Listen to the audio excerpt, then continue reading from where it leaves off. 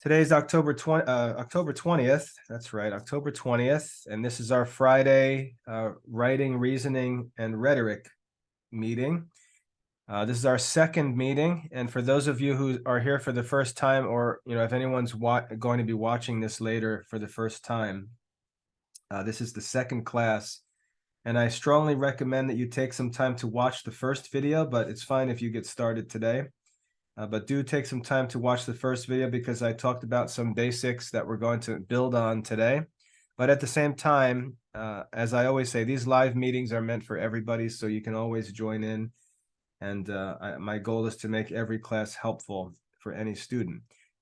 You notice the name of the class changed. Originally, I named it Composition, Logic, and Rhetoric, but when I was publishing the video last week, I said, that sounds kind of dorky. I think writing, reasoning, and rhetoric with all the R's sounds a little fancier, sounds a little better. So I changed the name of it. I don't know, just a nerdy teacher thing. But so writing, reasoning, and rhetoric. And what we're going to do in these meetings, as I mentioned before, these Friday meetings, we're going to bring all of these studies, all of your studies in the Classical Liberal Arts Academy, we're going to bring everything together. I think we'll bring everything, even including your own spiritual life, sacramental life. I think you'll see everything come together and you'll start to understand what classical Catholic education is really for in these meetings, okay?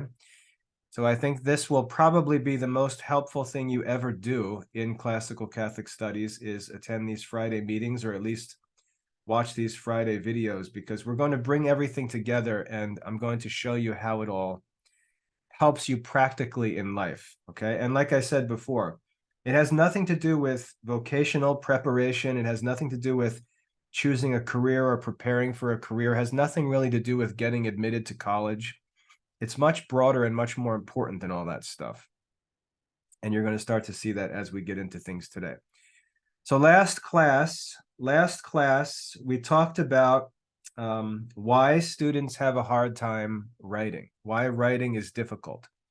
And I explained that it's not that writing is difficult, because when we write, all we do is write down what we would say. So if you are a good speaker, you'll be a good writer. If you can't write, it's because you can't speak. And the same thing is true of speaking. If you're a good thinker, you'll be a good speaker. If you're not a good thinker, you will not be a good speaker. And so if you have a hard time speaking, it's because you are not comfortable thinking yet. You don't think well. Most kids, when they get nervous about public speaking, it's because they don't know what to say and they're not confident that they've actually got things figured out. That's why they feel nervous. If you were to ask me to talk to a crowd of 50,000 people about classical education, I would not be nervous, because that's my subject and my expertise, and I'd be very comfortable. If you asked me to give a lecture on calculus and I had to prepare to give a lecture on calculus, well, then I'd be a little nervous, especially if the whole audience was calculus professors, right? So what makes us nervous in speaking is usually that we just don't know what we're talking about. That's what makes it difficult. So it starts with thinking, and then our thinking affects our speaking, and our speaking ultimately determines the quality of our writing. And even all the rules like punctuation and things like that, people try to come up with all these fancy rules, but it all just comes down to speaking. The rules for punctuation are just rules of how to read what's been written. So it all comes down to speaking.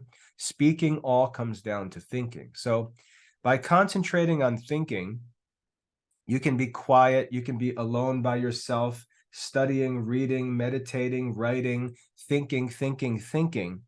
And in doing that, you will be getting better at speaking and you will be getting better at writing, because those things follow good thinking. So we've got to work to think well.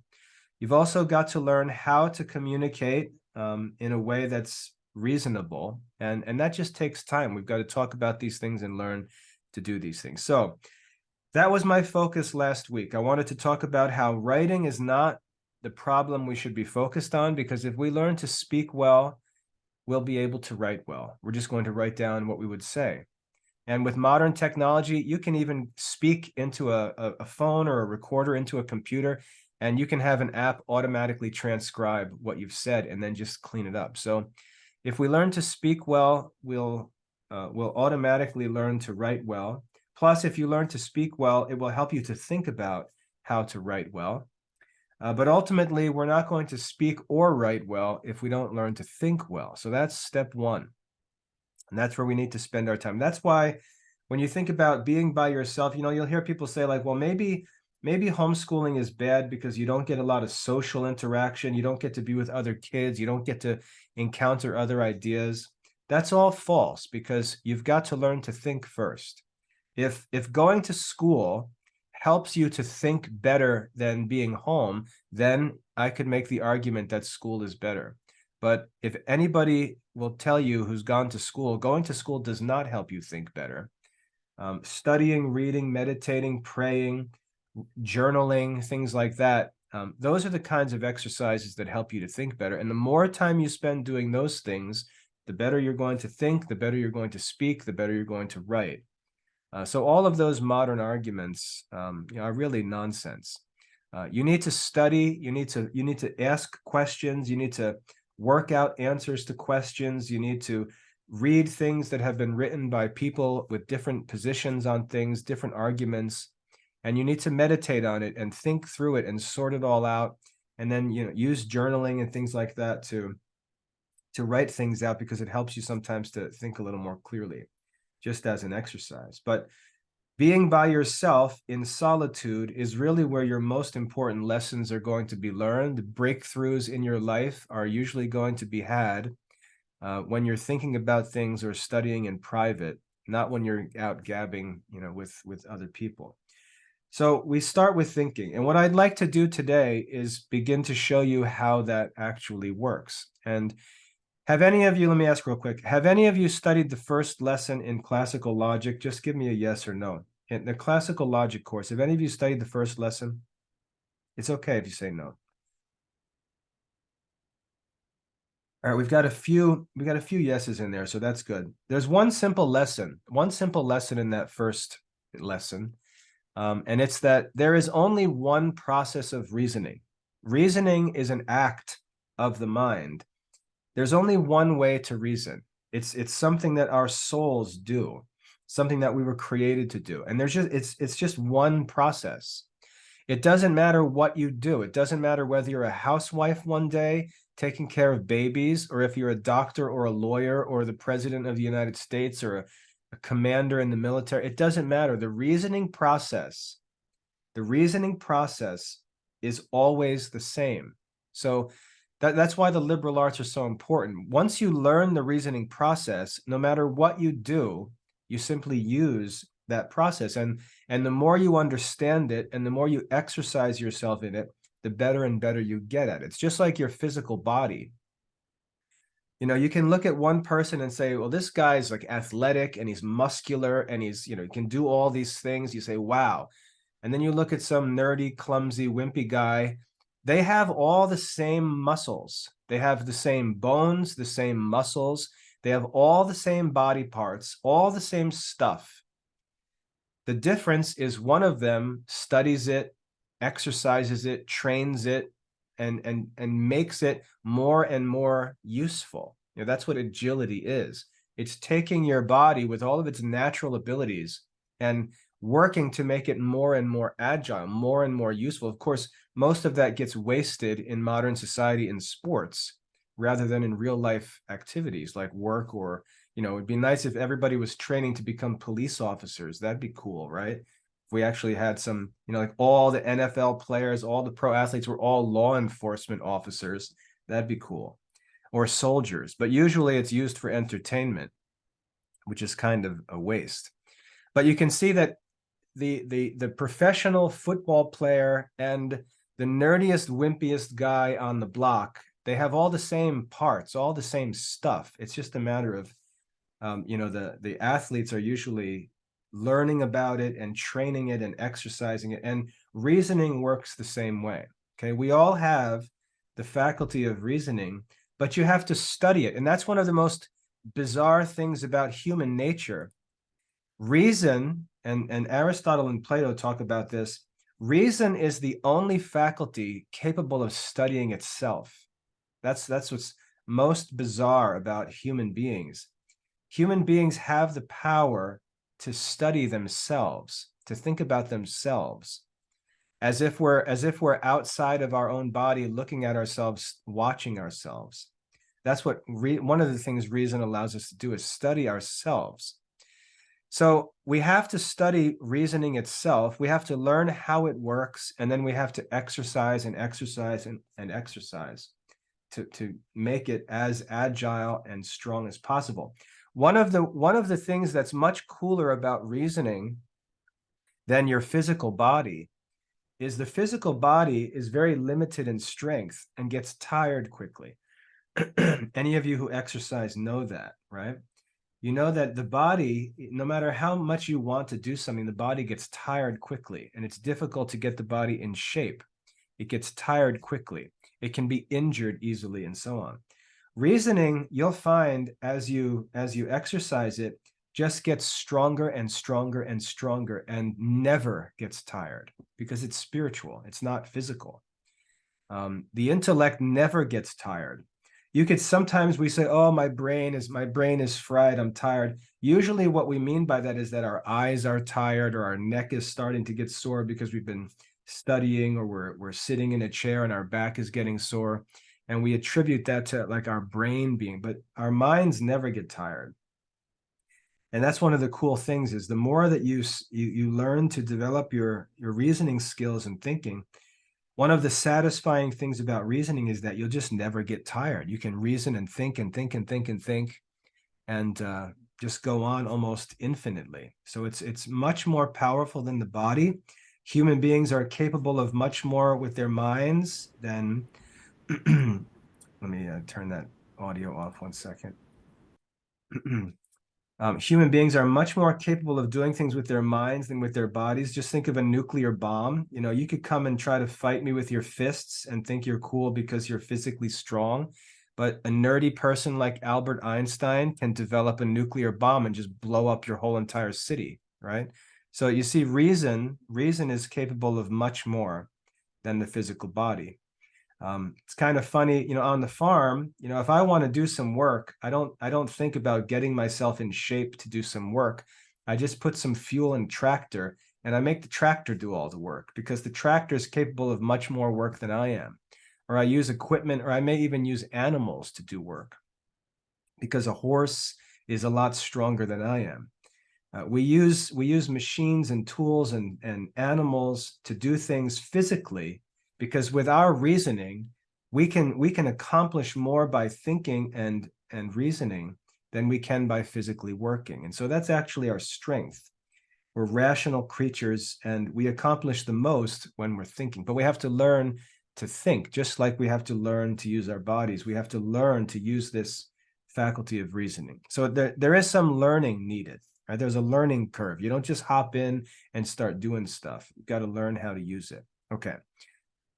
So what I'd like to do is talk about this reasoning process and how you use it for persuasive writing and speaking. And again, it doesn't matter what you're doing. You can use this in any area of life. You could be talking to your parents and use this, talking to your friends and use this. You can use this to write college essays. You can use this, you know, I mean, unlimited. It applies to every area of life. You can use it 24 hours a day once you learn it. And so we're gonna learn it today, and then we're going to just continue to study it and study it and study it and practice it and practice it and practice it in all of our Friday meetings, you know, forever. Okay. So what I'd like to do is share my screen here. I'm going to share my screen. Give me a minute as I get this going here. And what I'm going to show you up on your screen is a picture of the Summa Theologica, okay? So in the Classical Liberal Arts Academy, some of you may study this. Let me know real quick. Who's enrolled in studying in the Summa? Yes or no? Who's studying the Summa? It's an advanced theology course.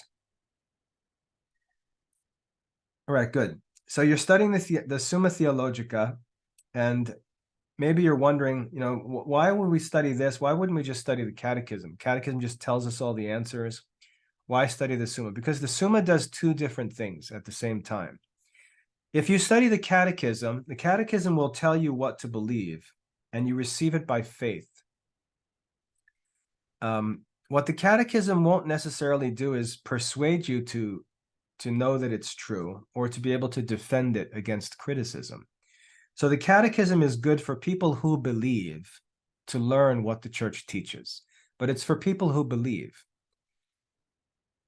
When we study, we want to learn not just to know what needs to be believed, but we also want to be able to give a defense for it, because you're going to have disagreements from people around you that you meet. And like I said before class started, I said, we live in a democratic society, and you have to learn how to live happily in a democratic society. It's very difficult.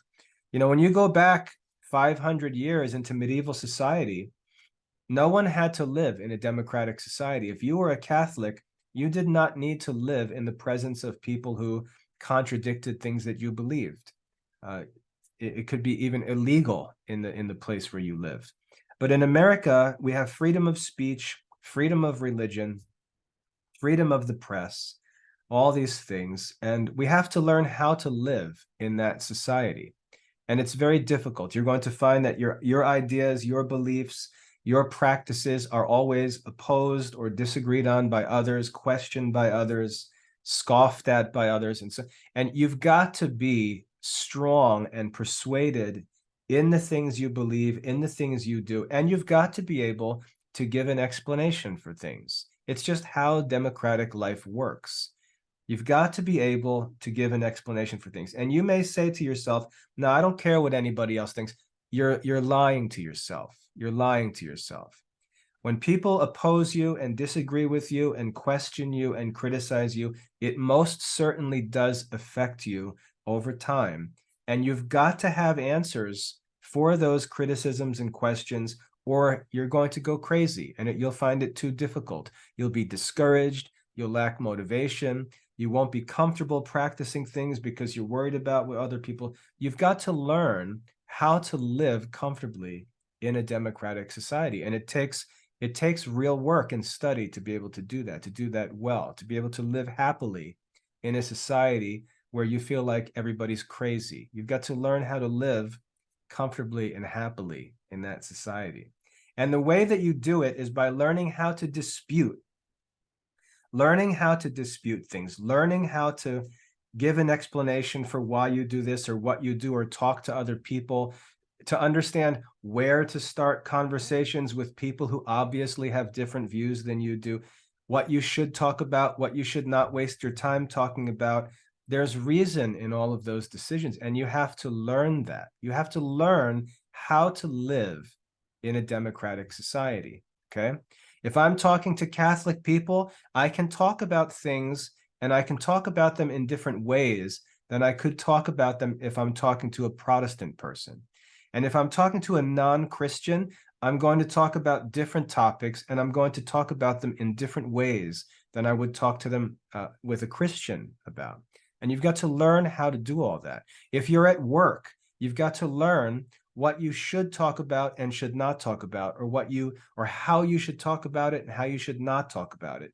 And I'm not talking about being a coward and like hiding your light under the bushel basket, like Jesus says. I'm not talking about going to work and pretending you're not a Christian. I'm talking about how to actually live a faithful, vibrant Christian life in the presence of non-Christians, or a Catholic life in the presence of non-Catholics, or whatever it is that, you believe or are committed to. It could be other things, like practical things that you're interested in. How to actually live a life that is satisfying to you in the presence of all kinds of other people, all kinds of other views and things like that. You've got to learn how to do that, all right? The way to do it is by becoming reasonable. You've got to learn to become reasonable. And what that means is you've got to learn how to do things, how to talk about things in ways that aren't obnoxious, that don't make you look ridiculous, and that help you to live comfortably. You've got to learn how to live reasonably. Now, when we look at college let's talk about college for a minute because it's important in this topic. When you look at college admissions, and I'm not talking about applying to some like, unknown college where everybody gets accepted. I'm talking about the most selective colleges. You'll if you read their admissions pages, you'll notice they talk about the importance of diversity and all this kind of stuff. And they'll ask to look at your transcript. They'll ask you to write an essay when you apply to the college. And you might wonder, what in the world are they looking for? Are they looking for like who has the most math classes and who's got the most science classes, or who's got the highest SAT score? And the answer is no, that's not what they're looking for. What they're looking for, they are intentionally trying to build in the university campus. They're trying to build a diverse student body that's made up of lots of different people from all different walks of life and different backgrounds. So, when I go to a college class, for example, I think of myself as representing the Catholic community. I'm part of this diverse community. I'm the Catholic. So I'm going to talk about Catholicism. I'm going to show my Catholicism. I'm going to be Catholic. I'm part of the diverse society. And that's how Catholics need to think about it, right? It's not like we're asking to all conform and change, but most people feel like that because when they're in the presence of people who don't agree with them, they feel awkward. And so they feel like that community is making them change, whereas it's actually their weakness that's making them change and not that community. So what the college is looking for, the reason it asks you to write an essay, usually on a controversial topic, it's trying to look at how you would handle a controversial question. And what it's looking for is whether you would handle it in a reasonable way where you could participate intelligently and reasonably and comfortably in a diverse society, or whether you're a crazy person. That's what it's looking for. Whether you're a crazy person who would become a suicide bomber and try to kill everybody, or would, have to run out of the classroom crying if anybody asked you a question. They're trying to see if you're capable of being present in a democratic, diverse community and comfortably and reasonably discussing your views. That's what they're looking for. They don't care what your views are. They don't care what your views are. They're looking for whether you're capable of expressing, sharing your opinion on a question and doing so in a reasonable way. That's what they're looking for. And that's the challenge for democratic society, to prove that we can do that. So a lot of times those schools get criticized because they say, oh, well, Tommy went to such and such school and he abandoned the Catholic faith. That was not caused by the school. That was not caused by the school, because I can show you 10 other kids who went to the school and grew stronger in their Catholic faith in the same classes with the same professors in the same school. The problem was Tommy had problems, and those problems were exposed when he went to this school. So that's the issue. We have to be careful that we don't falsely accuse democratic society of making us lose the faith, which doesn't even make any sense. How does freedom of speech cause anybody to lose the faith? It doesn't make any sense. We've got to be able to speak reasonably. That's the real problem, right? Many people are not comfortable in that society. So we've got to learn how to do that. And for Catholics, that should be a great advantage, because we have the best answers. We've got the best lessons and the best teachers in reasoning. We've got people like Thomas Aquinas and St. Augustine.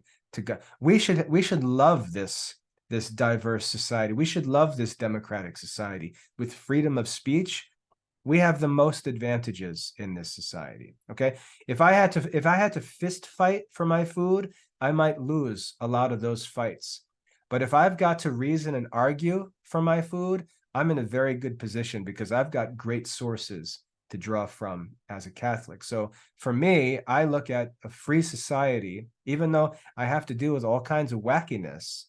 I don't think there could be anything better for Catholic people, but we have to learn to live in that society. So that's what we've got to work on, how to develop a reasonable faith that we're comfortable talking about. And again, we could disagree on issues, but the question is, how do we handle those? How do we talk about those disagreements? Many people can't do it, and they don't like to talk about them because if they lose an argument, like if something they say is false, or they get offended personally because they're emotionally committed to an idea that's false. And that's why they don't like it. But I talked about this last week, how we should think about our opinions as something outside of us. And when we argue them, we're thinking about them ourselves, whether we want to keep this thing or not, right? Because if I present an argument that's my opinion and you guys beat it up and destroy it, I want to say, yeah, you're right. This is a stupid opinion. Let's get rid of that opinion. I mean, I want to consider my opinions to be something outside of myself because I'm not committed to them. I'm not married to an answer to a question or to an opinion. When we debate and argue with each other, we all should be examining our own opinions and putting them to the test. And if something is true and good and it continues to win and continues to stand the test of different attacks and questions, then we have more and more reason to commit to it and keep it. But if we have an idea that just gets beat up all the time, we have to learn to let it go. And it takes some discipline to do that. So looking at the Summa Theologica, the Summa Theologica teaches us not only what to believe, but it demonstrates it to be true. It teaches us the reasons for it. And it's an example to us. If you took Thomas Aquinas and plopped him down in America, he would be the most comfortable American, on the planet. He would be totally comfortable because he has a reasonable faith. He can tell you what he believes. He can tell you why he believes it. He can explain what's wrong with, your opposing idea, the reason you give for not believing. He can explain what's wrong with that idea. And he can do so without breaking a sweat, without getting upset, without getting angry. He can probably do it with a friendly attitude and a sense of humor because he's already worked out the reasons for his faith. And so it's a comfortable faith. And that's the key with this. It becomes a comfortable faith. We should be comfortable talking about these things. At the same time, we have to learn that there are some times you shouldn't talk about things. Jesus tells us, don't cast your pearls before swine. Don't cast your pearls before swine.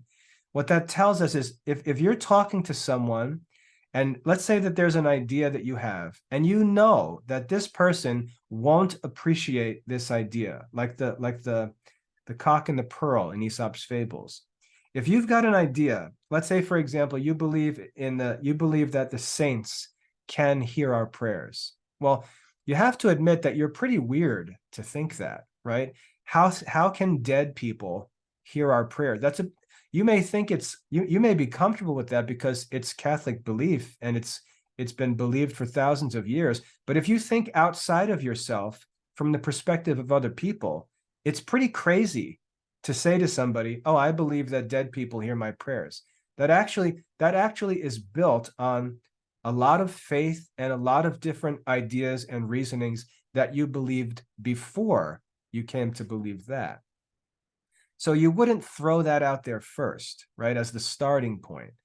You would realize that, I do this because I do this, and I do this because I do this, and I believe this because I believe this.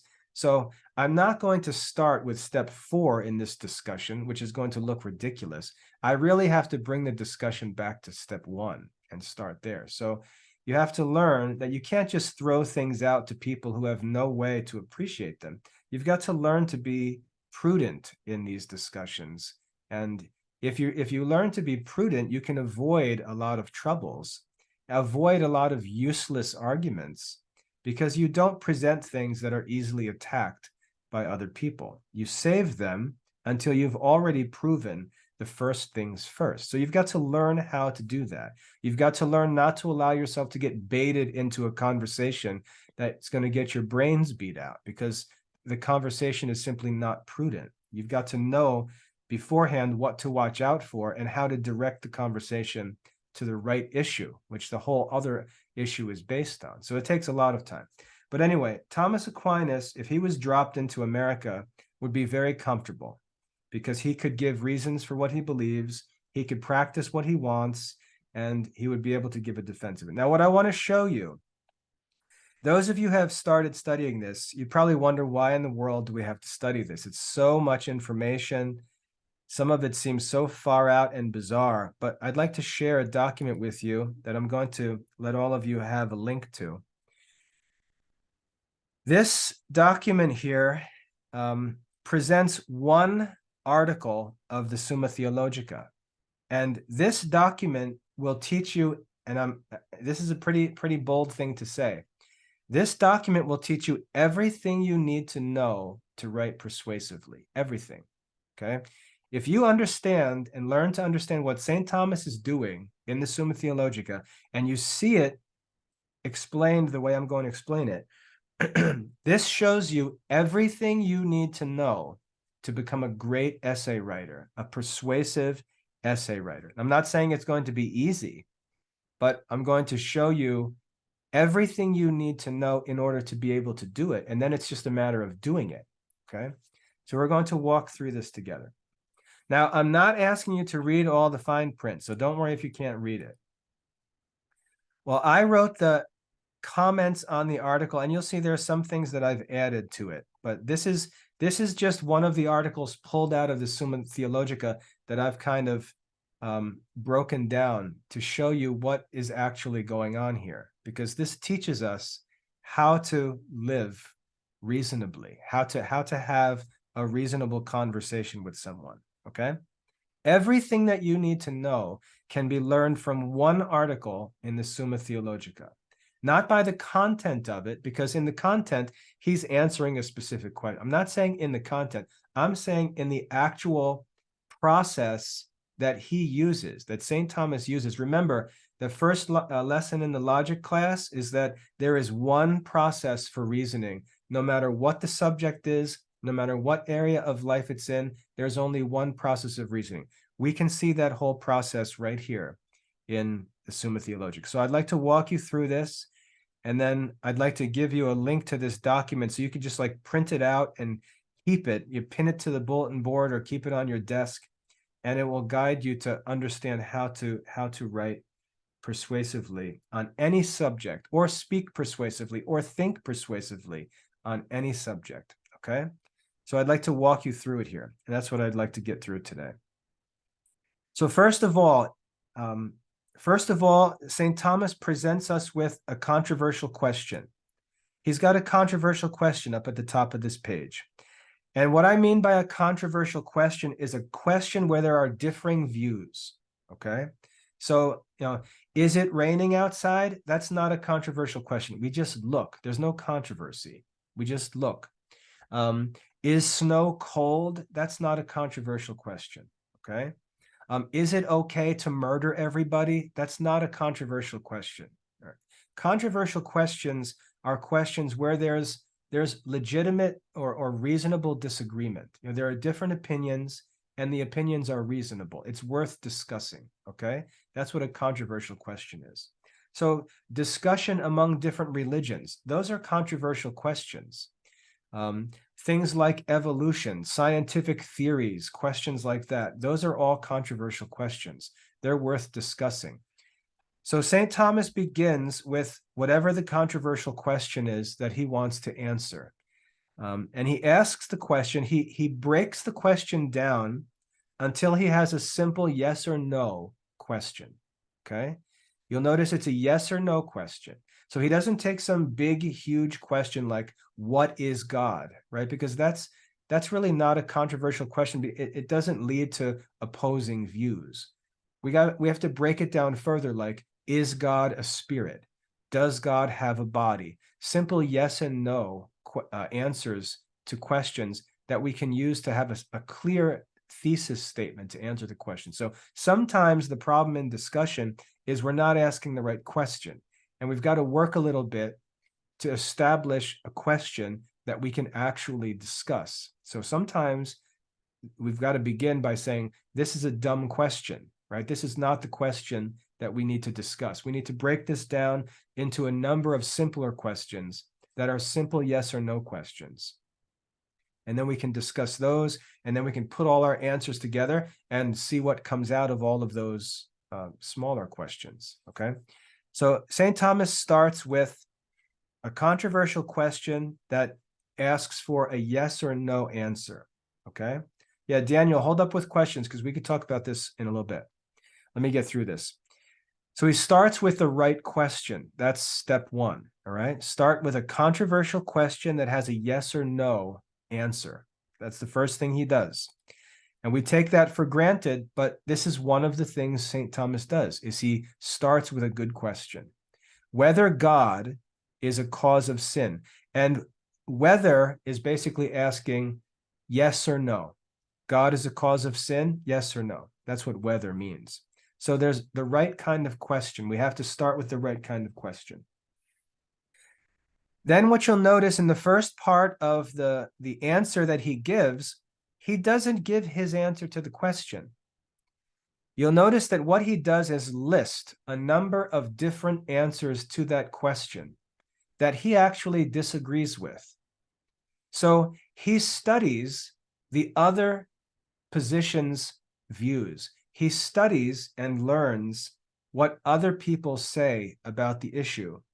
And he studies to understand them, usually better than they understand them.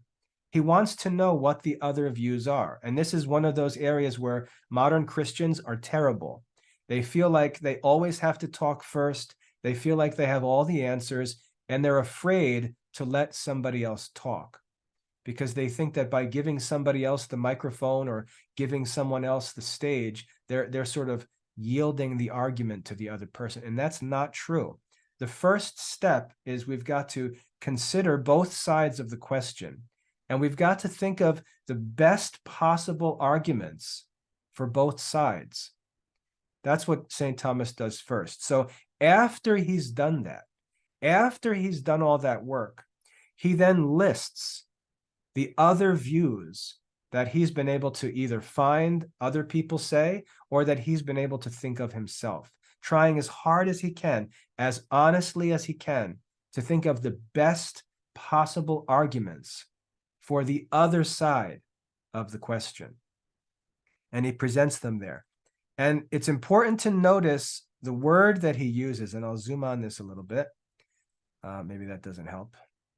He uses this word in Latin, videtur, which means it would appear. It would appear. Notice he talks in theoretical language. He doesn't say, it is true that. He says it would appear or it would seem. So when he talks about different views, he presents them as if they're all subject to examination, right? It appears that the answer to this question is such and such. Notice that he's not committing to the answers, okay? He's saying it appears, it may appear that such and such is true. And he presents an argument, and notice he's even quoting sacred scripture and saying, it looks like sacred scripture might say that this is the answer to the question. So we've got to think about that. And then he goes, praeterea. Praeterea means like, besides this, or in addition to this, or here's another view, here's another argument. And he gives another one. And notice again, he's quoting sacred scripture. He's not like pulling nonsense out of, some Dr. Seuss book or just talking about something he heard on television. He's saying there are passages of sacred scripture that make this view appear to be true. So we've got to consider them, right? Look at this verse in the book of Wisdom, and he gives another one. Then he goes on with a third one, and he gives another one that's just based on reasoning, based on philosophy. And then he gives a fourth one, and again, he's quoting two different passages from scripture and saying, these passages of scripture appear to say that the answer to this question is such and such. So he has already done the work of carefully considering other views, other answers to this question, and he lists the best ones that he can come up with, whether he's heard them from people that he argues with or people who argue with him, or whether he thought of them himself. But he gives them at the beginning of his discussion. None of us do that, right? How many people, when they start an essay, think like, well, first what I'd like to do is present you with some other views on this. Nobody does that, and it's because we're not reasonable. Usually because we haven't actually done the work that's needed to answer the question in a persuasive way. Now imagine that you're a person who actually was about to make one of these arguments. And when St. Thomas Aquinas starts to give his answer, he basically says, before I get started, let me just share a few well-known arguments in answer to this question. And you actually hear him give the answer that you would have given, that you think is the best argument. And you realize that, wow, this guy already knows what I was about to say. I didn't even have to say it. He already knows. You see how that develops respect for the speaker. He already knows what I was about to say. He's already heard our arguments and he understands them. So this isn't some ignorant, prejudiced person just babbling his own opinion or the religion that, his mother taught him. This is a guy who's actually heard the best arguments from our side, and he totally understands them. And he can even he might even articulate them better than we can. So imagine if you were in the audience or you're reading his article and you realize he already understands what you're going to say. That gives you respect for him because you see that he's serious. So he does that first. But then what he does in the second part, notice what he does second. He says, while it may appear that this Bible verse says this, and this Bible verse says this, and this philosopher says this, and this Bible passage says this, while it may appear that these things are true, on the contrary, notice he says, sed contra. But on the other hand, I'd like to throw a monkey wrench into this for a minute. I can show you another passage of scripture which seems to suggest the opposite. All right. And you see what he does there. He goes through the arguments, the opposing views. He presents them with their proofs. And then he says, however, and he tosses this monkey wrench into the discussion. The purpose of introducing this contrary statement is to cause the other people to doubt, to say, I never thought about that, or I never read that verse. I really do. I wonder what that verse means, because that verse obviously doesn't say the same thing as what we're saying these other verses say. So you see what he does is he gets the audience ready. He's in all of this, he's just getting the audience ready for his arguments. He presents all their arguments and he proves himself respectable, proves himself sincere, proves himself intelligent and understanding and respectful by listing their arguments fairly. But then he tosses this monkey wrench into the discussion and says, but how about this passage? And shows a passage that contradicts what that other view says, or a quote from some famous philosopher that everyone respects. And what the goal of is, at that step, he wants to introduce doubt to make the people think that maybe they could be wrong, because what that does is it makes them docile or able to be taught, because they're willing to see that there could be another answer. He's already shown he understands their views, respects their views, and he tosses this monkey wrench in. I want you to think of it as the monkey wrench, tosses it in to cause doubt, because if he can cause his opponent just to be curious that maybe their view isn't true, he's now got them ready to hear his arguments. Okay. And he's changed their spirit from being maybe these loud, cocky, arrogant people to having second thoughts. And maybe not everybody in the audience, but at least some of them are now thinking, wait a minute, there's no way that I can reconcile that passage with what I believe. So maybe there's something more to this. He does that first, and he does that in Latin with this phrase, sed contra, on the contrary. Okay. And he presents an authoritative source that appears to contradict what those other views have said. After that, he then presents his argument, okay, his response. This is called the response. You see in Latin, it says respondeo, I respond, or I answer. Here's my argument. That's what he's saying, okay? So notice he doesn't start with his argument. He actually starts with the opposing arguments. Then, and does so to establish his own ethos as a respectable speaker or writer.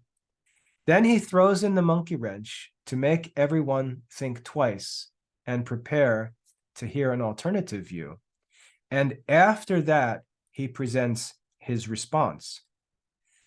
And in his response, he gives the positive reasons for why he answers the question the way he does. He gives the positive reasons for why he answers the question the way he does. He says, respondeo, I answer, and he gives reasons for why he answers. Notice also, he makes it very clear. The question was whether God is a cause of sin. That was the question, whether God is a cause of sin. When he introduces that doubt with the contradiction, notice that in that place, he states his thesis, his answer to the question. He says, God is not a cause of sin.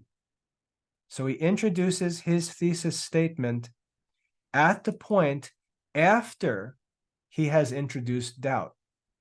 Okay? Note there's a strategy to all of this. He introduces doubt and then he states his thesis. God is not a cause of sin. And now he says what his positive reasons are. And if you look through through this response that he writes, you'll notice all of these conjunctions like since, whereas, for, so that, therefore, and so on. He's showing all of the reasons for his view, for his answer to the question. So he presents his response positively with the best possible arguments that he can think of. And you'll notice he's quoting sacred scripture. He's quoting famous philosophers. He's quoting doctors of the church, church fathers, and so on. He's providing authoritative evidence for his position. You'll never find St. Thomas say, well, scientists say, no, there's none of that nonsense because that's not certain. You'll never see him make a historical argument. You'll never see him say something like, well, we know that in 500 B. No, that's not certain. That's not certain. He will never use uncertain arguments for his position. He'll argue from things that are certain. He'll argue from sacred scripture. He'll argue from proven philosophers. He'll argue from the writings of church fathers and doctors of the church. He'll only argue from certain sources, okay? And by certain, I mean sources that are trusted and respected by his audience. So if the audience changes, the sources will change. He's not going to quote, he's not going to quote the prophet Ezekiel if he's talking to an atheist, right? That wouldn't be a certain source of proof. That wouldn't make any sense. He'll change the reasons he gives for his view if the audience changes. But all of that is provided in his response. Then after giving his response, he goes back and refutes or destroys each of those views that he presented at the beginning of his response. So you see it says ad primum. That means with respect to the first view that I mentioned before, here's why I believe that that's false. With respect ad secundum, with respect to the second view, here's why I believe that that's false. And he does it for the third and the fourth. And that's how St. Thomas Aquinas would respond to a question, okay? Anytime we argue, anytime we get into a dispute or have a persuasive issue to settle in a talk in our own minds, sometimes you may just have a decision that you need to make that's very controversial, very difficult. You've got to argue with yourself. It's the same process. It doesn't matter who the audience is, what the subject is, what area of life it's in. This process of reasoning and arguing will always be the same, all right? You can learn it by examining the Summa. And so now when we look at our own writing, if we're going to write an essay, we're not going to write it in this exact form because this is a specific format that we don't use in modern essay writing. But in preparing for our essay, If you can't do this, you're not prepared to write. If you can't do this, you're not prepared to speak. If you can't do this, you're not going to be able to make a confident decision. This is the process that we have to carry out if we're going to reason well. We can see it all fleshed out when we study the Summa Theologica, which is why the Summa is so great.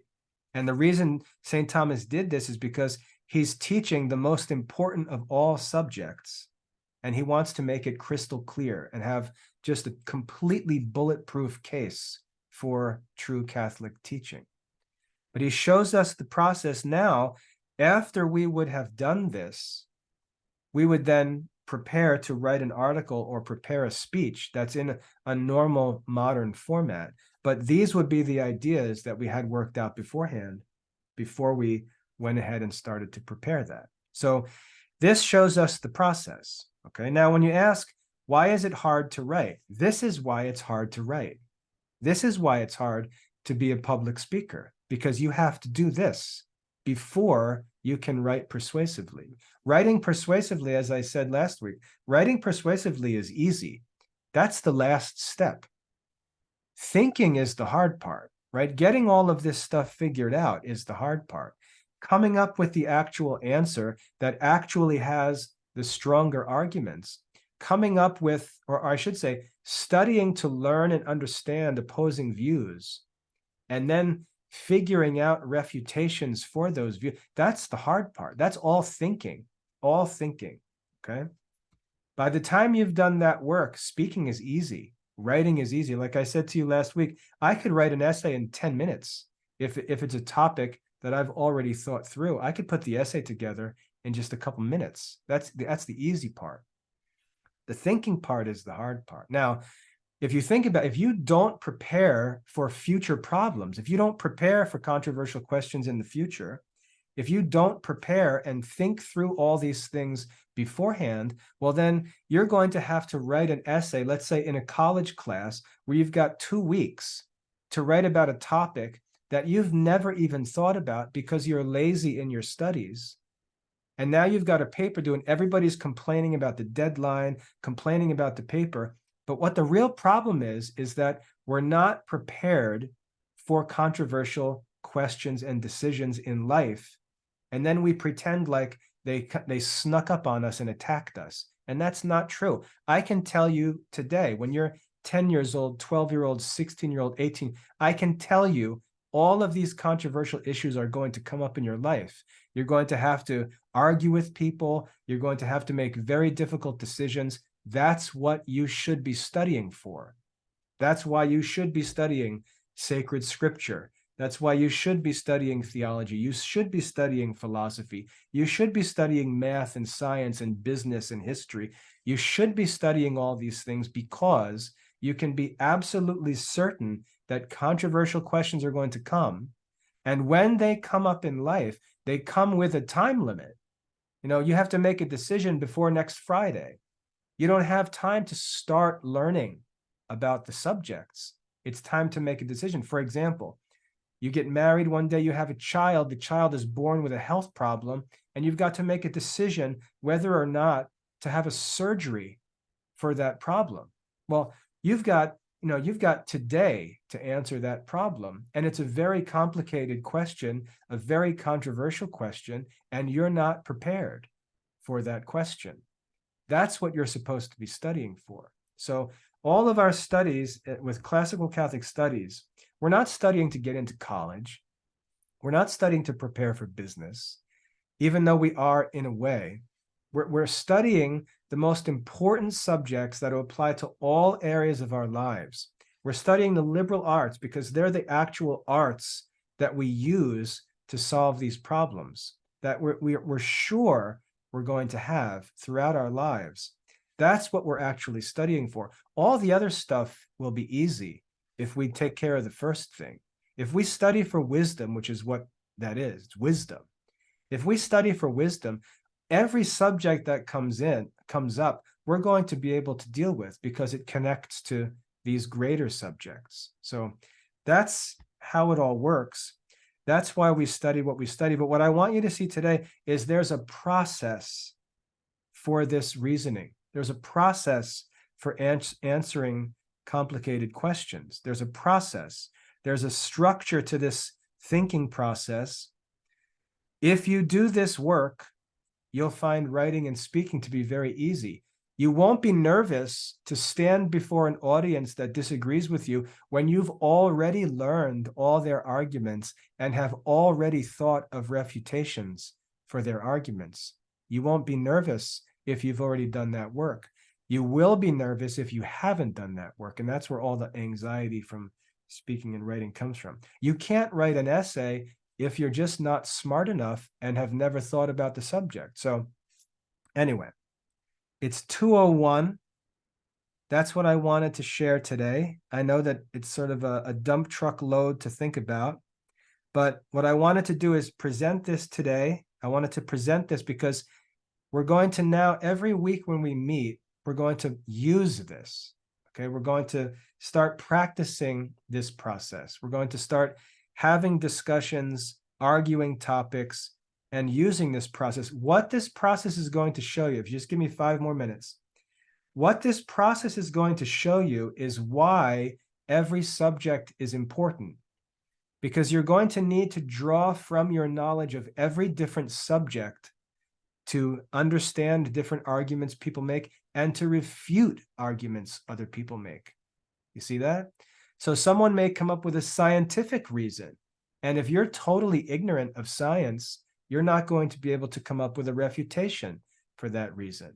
Someone might come up with a mathematical argument, and you're not going to be prepared to respond. Someone may come up with a biblical argument, a theological, a historical, whatever. If you're ignorant of those subjects, what are you going to say? Nothing, right? So the goal of studying broadly is to prepare ourselves to at least be familiar with every subject so that we can understand other people's views and hopefully know where to begin looking for refutations. Okay, so that's all I wanted to talk about today. I know that was a ton of information. It's all on video, thankfully. So if you want to review it, you can. But this is what we're going to be using to work in future weeks. Okay. So if you'd like to leave now, you're free to go. I'm not going to introduce anything new, but if you have any questions about this or other stuff, I'll hang out for a few minutes here, and then I'm going to go over to my private meeting room for office hours, probably around 2:30. Okay. You're all welcome. Thank you for coming. Where do we find the link? Well, let me give it to you real quick right now. 1 second, I'll give you this link right now so you can get it. I'll post it in the chat real quick. Here's a link to that document. Thank you guys for coming. Now you're all accountable to this, so I can just grind you into dust from now on because I know you know. But this is what we're going to use. Gianna, go ahead. What's your question? Let me stop sharing my screen here.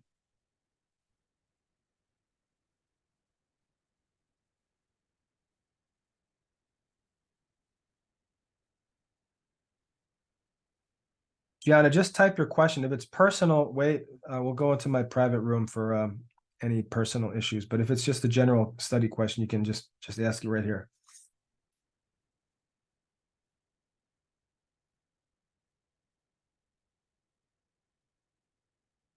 Okay, so just give me a minute. We'll get into my my private room. For those of you who need help, if you need help with your own studies, I'm available in my own meeting room, not this class meeting room. The website address is classicalliberalarts.com/meetwcm. I'll be there in a few minutes, but it's a first come, first serve thing. Any other questions? That's everything I wanted to share today.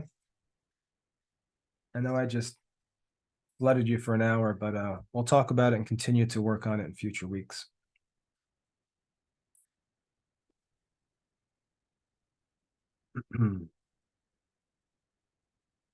All right, Josh, thanks for coming today.